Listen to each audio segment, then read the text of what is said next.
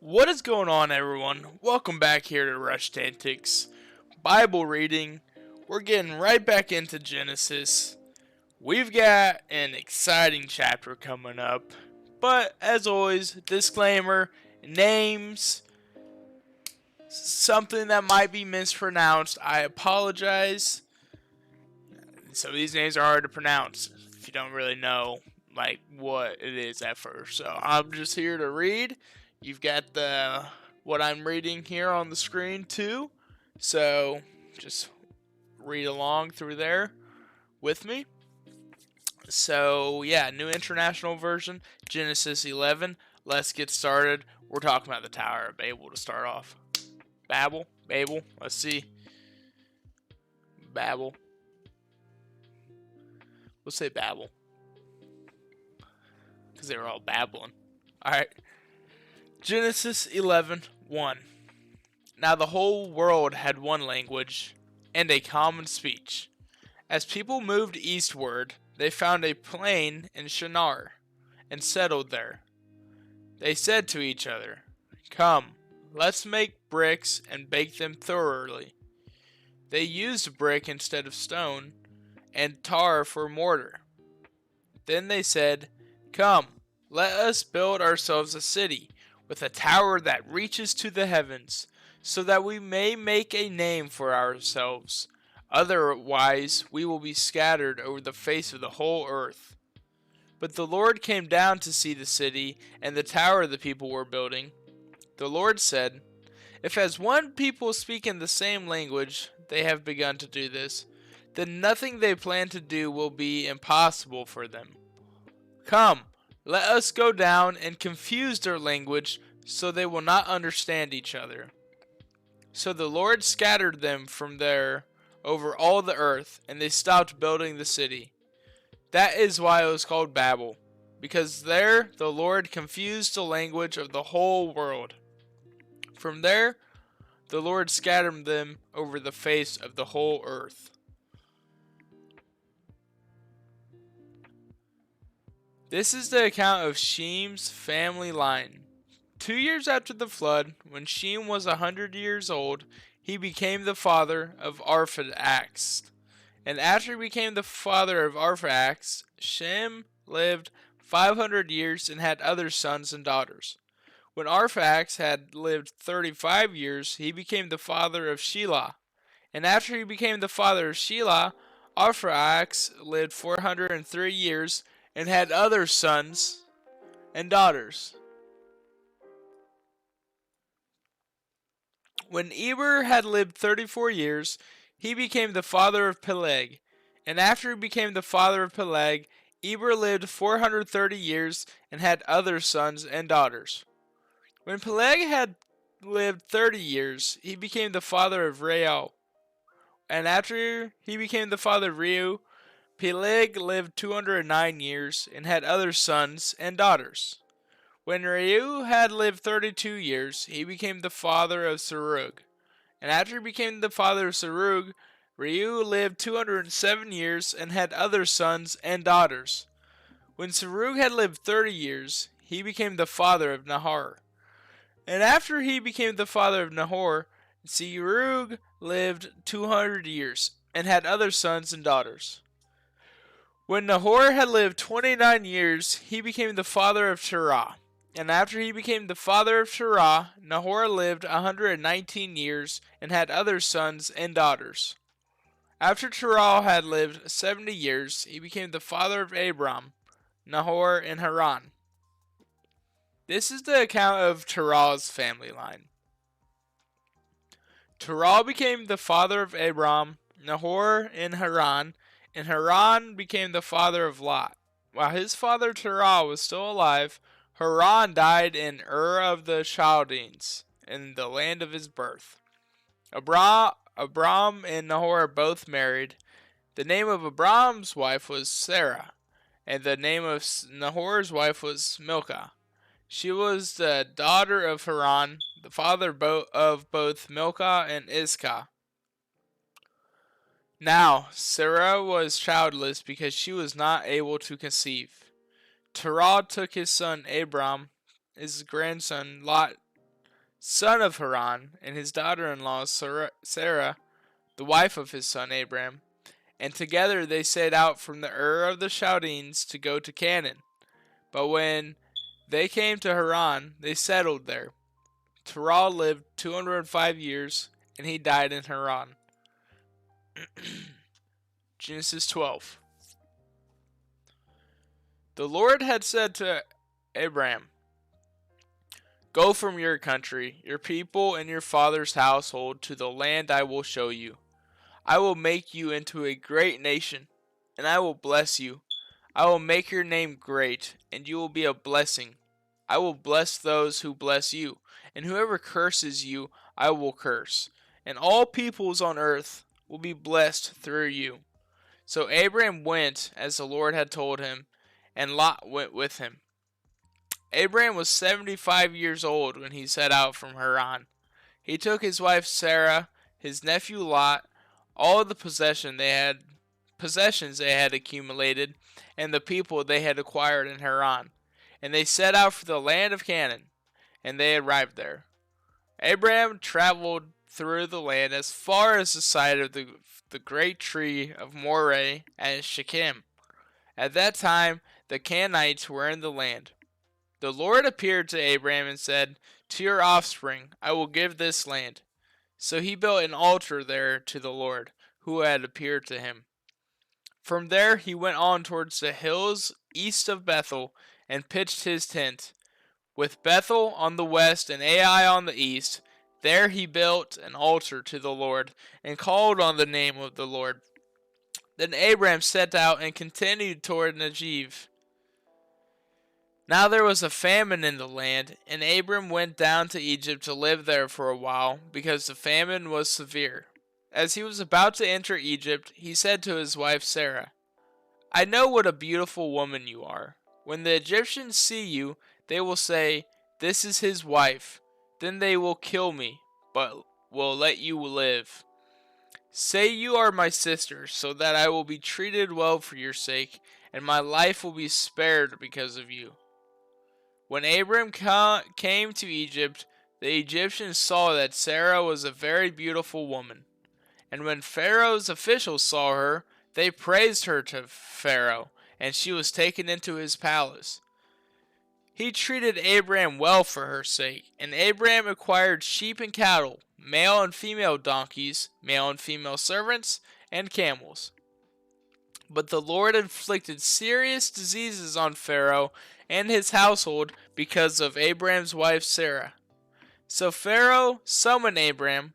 "What have you done to me?" he said. "Why didn't you tell me she was your wife? Why did you say she is my sister, so that I took her to be my wife? Now then, here is your wife. Take her and go." Then Pharaoh gave orders about Abram to his men, and they sent him on his way with his wife and everything he had. Genesis 13. So Abraham went up from Egypt to the Negev with his wife and everything he had, and Lot went with him. Abraham had become very wealthy in livestock and in silver and gold. From the Negev he went from place to place until he came to Bethel, to the place between Bethel and Ai where his tent had been earlier, and where he had first built an altar. There Abraham called on the name of the Lord. Now Lot, who was moving out, let me restart that. Genesis 13:5. Now Lot, who was moving about with Abraham, also had flocks and herds and tents. But the land could not support them while they stayed together, for their possessions were so great that they were not able to stay together. And quarreling arose between Abraham's herders and Lot's. And the Canaanites and the Perizzites were also living in the land at that time. So Abraham said to Lot, "Let's not have any quarreling between you and me, or between your herders and mine, for we are close relatives. Is not the whole land before you? Let's part company. If you go to the left, I'll go to the right. If you go to the right, I'll go to the left." Lot looked around and saw that the whole plain of the Jordan towards Zoar was well watered, like the garden of the Lord, like the land of Egypt. This was before the Lord destroyed Sodom and Gomorrah. So Lot chose for himself the whole plain of the Jordan and set out toward the east. The two men parted company. Abram lived in the land of Canaan, while Lot lived among the cities of the plain and pitched his tents near Sodom. Now the people of Sodom were wicked and were sinning greatly against the Lord. The Lord said to Abram, after Lot had parted from him, look around from where you are, to the north and south, to the east and west.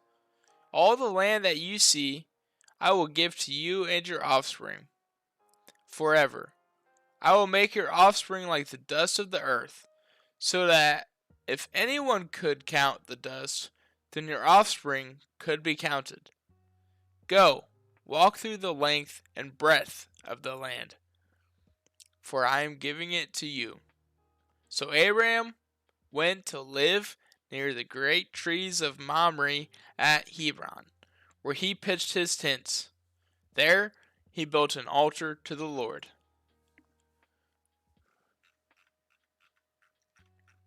Let's pump out one more. Genesis 14. At the time when Amraphel was king of Shinar, Arioch, king of Elazar, Kedorlaomer, king of Elam, and Tidal, king of Goyim, these kings went to war against Berah, king of Sodom, Bersha, king of Gomorrah, Shinab, king of Admah, Shemeber, king of Zeboim, and the king of Bela, that is Zoar. All these latter kings, joined forces in the valley of Siddim, that is the Dead Sea Valley. For 12 years they had been subject to Kedorlaomer, but in the 13th year they rebelled. In the 14th year, Kedorlaomer and the kings allied with him went out and defeated the Rephaites in Ashtaroth Karnaim, the Zuzites in Ham, the Emites in Shaveh Kiriathaim, and the Horites in the hill country of Seir, as far as El Paran near the desert. Then they turned back and went to Mishpat, that is Kadesh, and they conquered the whole territory of the Amalekites, as well as the Amorites who were living in the Hazazon Tamar. Then the king of Sodom, the king of Gomorrah, the king of Admah, the king of Zeboim, and the king of Bela, that is Zor, marched out and drew up their battle lines in the valley of Siddim against Kedorlaomer, king of Elam, Tidal, king of Goyim, Amraphel, king of Shinar, and Arioch, king of Elazar.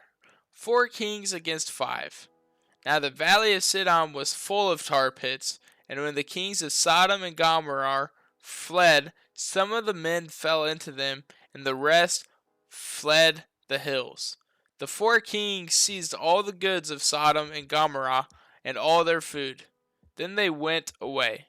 They also carried off Abraham's nephew Lot and his possessions, since he was living in Sodom.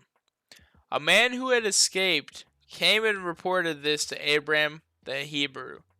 Now Abraham was living near the great trees of Mamre, the Amorite, a brother of Eshcol and Aner, all of whom were allied with Abraham. When Abraham heard that his relative had been taken captive, he called out the 318 trained men born in his household and went in pursuit as far as Dan. During the night, Abraham divided his men to attack them, and he routed them, pursuing them as far as Hobah, north of Damascus. He recovered all the goods and brought back his relative Lot and his possessions, together the women and the other people. After Abraham returned from defeating Kedorlaomer and the kings allied with him, the king of Sodom came out to meet him in the valley of Shaveh, that is the king's valley. Then Melchizedek, king of Salem, brought out bread and wine. He was priest of God Most High, and he blessed Abraham, saying, Blessed be Abraham by God Most High, creator of heaven and earth, and praise be to God Most High, who delivered your enemies into your hand. Then Abraham gave him a tenth of everything. The king of Sodom said to Abraham, Give me the people and keep the goods for yourself. But Abraham said to the king of Sodom, With raised hand I have sworn an oath to the Lord, God Most High, creator of heaven and earth, that I will accept nothing belonging to you, not even a thread or the strap of a sandal, so that you will never be able to say, I made Abraham rich. I will accept nothing but what my men have eaten and the share that belongs to the men who went with me. To honor Eshcol and Mamre, let them have their share. Okay, that'll wrap us up for this session. I hope you all have a great week coming up. Work hard, pray even harder. Jesus is King, God's our Creator, Holy Spirit. It's all love. Don't overthink it. It's all love. See y'all. Check out the past chapters on our channel. We didn't just start here. There's other videos on our channel. Other chapters and the other chapters before here for Genesis. So, yeah. See you all later. Thanks for stopping in. Peace.